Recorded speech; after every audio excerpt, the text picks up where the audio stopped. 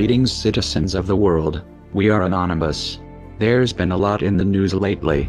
From threats of war, to future space endeavors, to very different ends of the spectrum with vastly different consequences for humanity.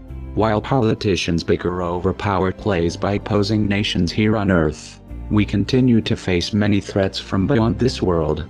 The unfortunate truth is that while our generation may survive the next 100 years, it's only a matter of time till humanity as a whole faces catastrophe on a global scale. We occupy one tiny world, around a single star out of billions, in a single galaxy out of trillions in the observable universe. That alone shows how fragile our species really is. Thus we come to a realization, and an inevitability. Earth cannot remain our only home forever. Some of the voyagers we set forth to the farthest reaches of the galaxy will lose contact with us, and we'll never hear from them again in our lifetime.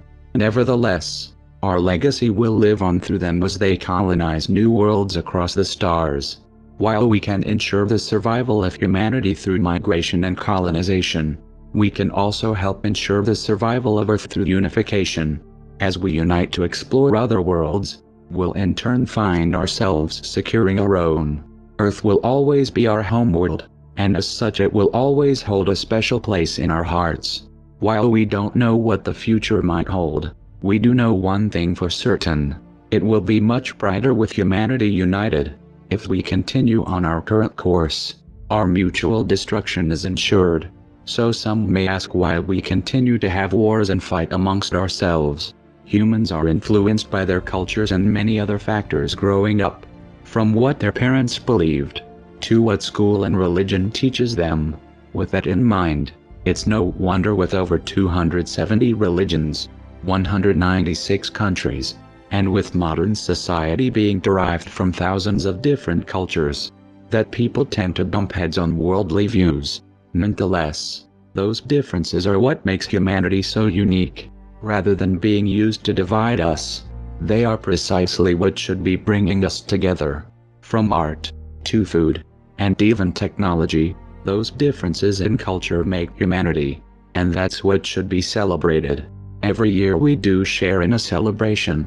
People from all over the world come together to celebrate the new year. We stand together and share in our cultures.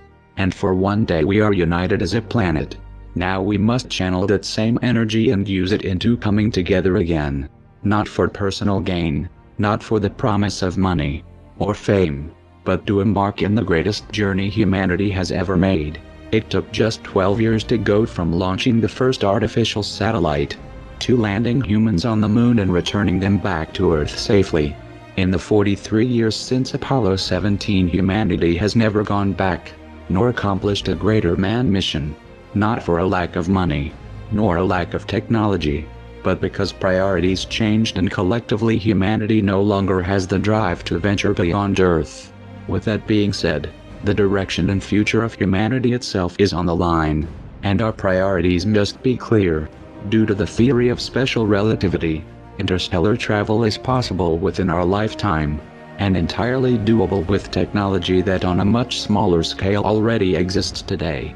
Therefore the choice is now entirely up to you. Will we unite as a species to ensure the survival of the human race and explore the unknown?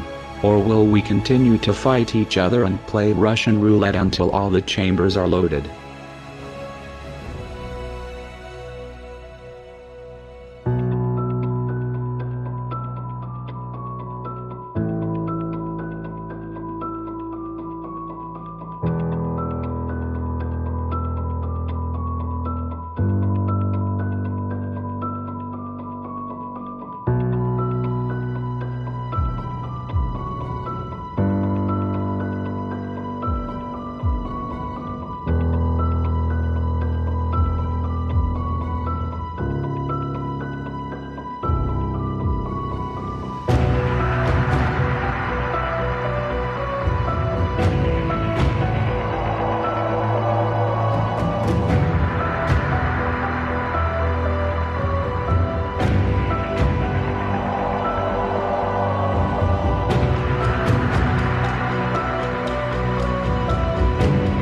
Russia's hacked into a lot of things. China's hacked into a lot of things. Russia even hacked into the Democratic National Committee. Maybe even some state election systems.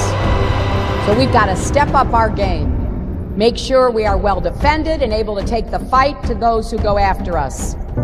As president, I will make it clear that the United States will treat cyber attacks just like any other attack. We will be ready with serious political, economic, and military responses. И люди не чувствуют опасности. Вот меня что беспокоит. Ну как мы не можем понять? Мы тащим мир вообще в совершенно новое измерение. Вот в чем проблема. Делают вид, что как будто ничего не происходит. Но я не знаю даже, как достучаться. Extraordinary display of Russian military power just a few miles off the British coast. One Moscow newspaper called it an armada, and its chosen route, straight down the English Channel, is likely to have been chosen deliberately. You differ with the current administration, with the Obama administration now, and having said you support a no-fly zone in Syria. If say you're president and that no-fly zone is in effect and a Russian jet flies into that no-fly zone and they refuse warnings to leave, do you give the order to shoot down a Russian jet? Well, that's a hypothetical that I think there are many steps you have to go through and decisions you have to make before you ever get to that. And the Russians would be certainly warned. There's been military discussions now to, as they say, deconflict airspace. So I think it would be highly unlikely if this were done in the right way. But ultimately, a no-fly zone is an anti-aircraft proposition. It is. You have talked about, and in the last debate and again today, that you would impose a no-fly zone to try to protect the people of Aleppo and to stop the killing there. President Obama has refused to do that because he fears it's going to draw us closer or deeper into the conflict. And General Joseph Dunford, the chairman of the Joint Chiefs of Staff, says, you impose a no-fly zone, chances are you're going to get into a war, his words, with Syria and Russia. I know you keep referring to Barack Obama all night here, but you in Syria talked about a no-fly zone, which the president certainly does not support, nor do I support, because A, it will cost an enormous sums of money. Second of all, it runs the risk of getting us sucked into perpetual warfare in that region. Right now, Senator, for us to control all of the airspace in Syria would require us to go to war against Syria and Russia. That's a pretty fundamental decision that certainly I'm not going to make.